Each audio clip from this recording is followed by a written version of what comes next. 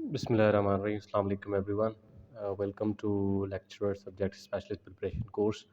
This is English lecturer Imran Abbasi. Friends, I promised that I will be coming up with the section of past paper analysis. So here we are going to start with the first lecture of past papers. तो ये कुछ सवाल है past papers के जो मैं आपको solve करके बताऊंगा और इसमें ये है कि आपको आइडिया हो जाएगा कि सवाल किस नेचर के आते हैं और कहाँ कहाँ से वो जो मेजर और मेन फोकल फोकल पॉइंट्स होती हैं वो कौन सी होती हैं एग्जामिनर की।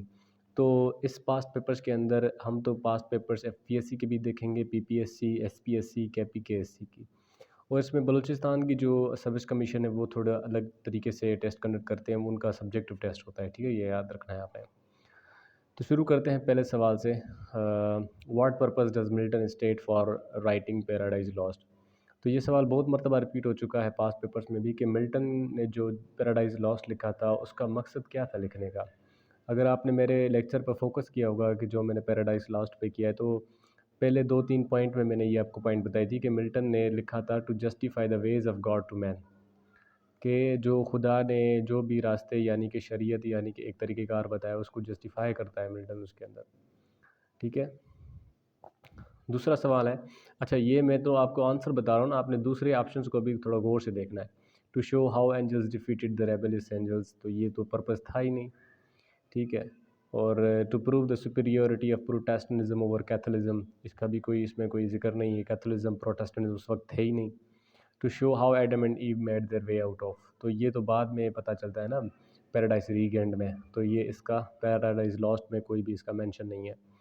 दूसरा, where is Elizabeth and Darcy first propose to her, ठीक है। Where is Elizabeth when Darcy first proposes to her, Darcy Elizabeth को प्रपोज करते हैं, आपको पता ये नावल है जैन ऑस्टिन का, प्राइड एंड प्रेजुडिस में से लिया गया हुआ है, जो मैंने आपको पढ़ाया हुआ है, प्राइड एंड प्रेजुडिस। तो उसमें वो एट चार्लेट्स होम इन कैंट में मौजूद थे, ठीक है। एक पार्टी चल रही थी वहाँ पर, सॉरी पार्टी के बाद ये जब कैंट के अंदर एक चार्लोट्स के घर में थी एलिजाबेथ, तो डार्सी वहाँ पर उसको प्रपोज करता है शादी का। तो तीसरा सवाल है, language is most accurately defined as system of that allow for communication with others. यहाँ पर थोड़ी एक मिस्टेक है सवाल में, वो देखेंगे language is the most accurately defined as system of के बाद ज़ाहिर नाउन लगेगा, तो यहाँ पर ब्लैंक होना चाहिए, यहाँ पर जब मैंने लकीर लगाई यहाँ पर ब्लैंक होना चाहिए था। Of dash that allow for communication with, तो लैंग्वेज जो पूरा सिस्टम है ना, सिम्बल्स का सिस्टम है, ठीक है।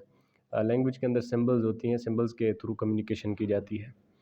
उसके बाद है क्वेश्चन नंबर 4 के someone way the vocabulary of only 200 words can still continue combine the words in different ways to say 1,000 different things. This aspect of language is referred to as, कहते हैं एक बंदा है जिसके पास 200 words हैं, जिसने 200 word सीखे हैं, तो वो वर्ड फॉर्मेशन के प्रोसेस के मुताबिक एक दूसरे को जोड़ के अफिक्सेशन सफिक्स प्रीफिक्स लगा के वो हज़ारों तादाद के लफ्ज़ बना सकता है और हज़ारों चीज़ें उन्हीं 200 अल्फाज के मध्य में बता सकता है।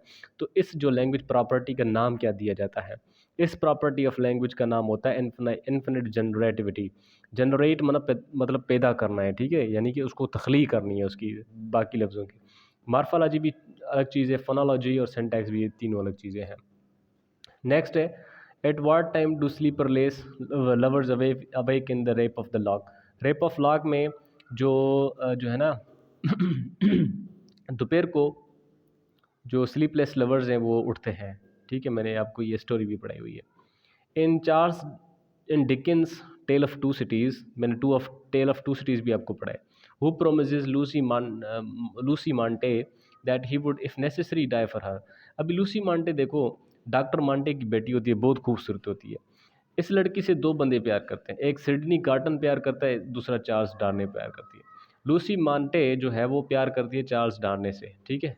सिडनी कार्टन भी प्यार करता है, लेकिन लूसी मांटे जो है ना सिडनी कार्टन को कोई घास भी नहीं डालती।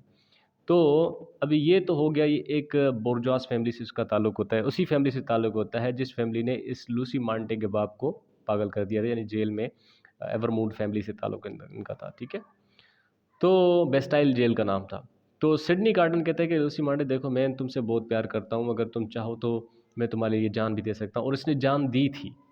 आपने स्टोरी पढ़ेंगे तो इसने वक्त आने पर सिडनी कार्टन ने लूसी मांटे के लिए जान दी थी, ठीक है, चार्ल्स डार्ने केत था और उसकी जगह पर ये दोनों रिजेम्बलेंस थी इनकी शक्ल में, तो इसने अपने आप को रिप्लेस कर दिया था चार्ल्स डार्ने से। चलते हैं 7 पर। What is lexical relationship between freedom and liberty.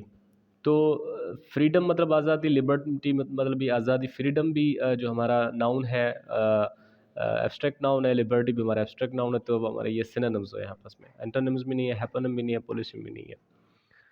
Number 8, why doesn't Adam go to Ireland in George Eliot's Adam Beed.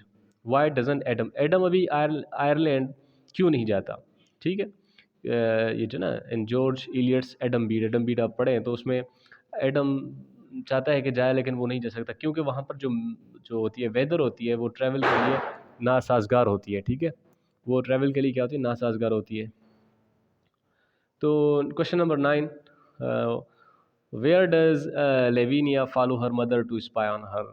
लेविनिया अपने माँ के पीछे न्यूयॉर्क तक चली जाती है ताकि वो इसको पता चल सके कि उसकी जो वालदा है वो क्या कर रही है। स्पाई का मतलब जासूसी करना होता है।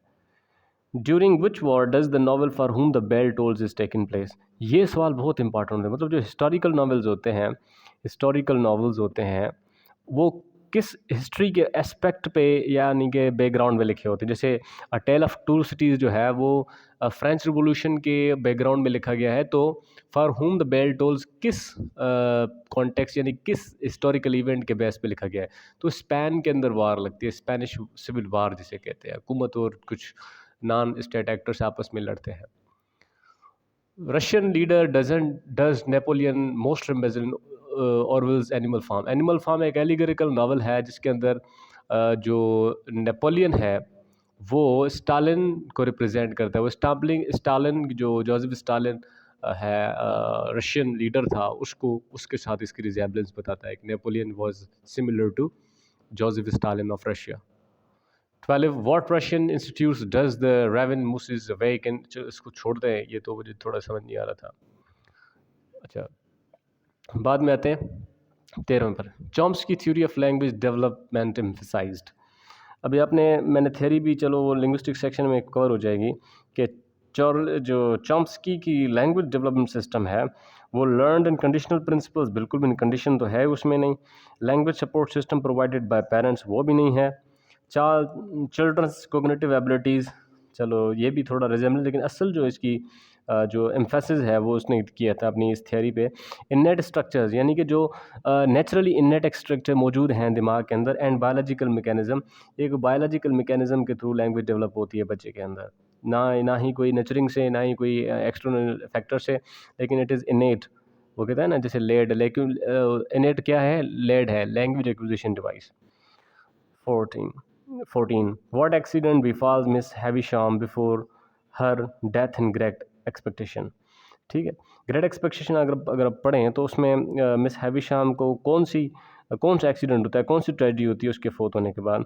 तो वो जो है ना वो एक घोड़े पे सवारी करती है, हॉर्स ड्रॉन कैरिज के ऊपर, तो वहाँ से वो गिर जाती है एंड शी अल्टीमेटली डाइज। तो दोस्तों this is one of the past paper analysis. आपको कुछ एमसीक्यूज ज़ाहिर आइडिया हो गया होगा। ठीक है, तो बाकी आपके जो सवाल आते हैं आप कोर्स के ग्रुप में पूछ सकते हैं। And thank you so much for watching.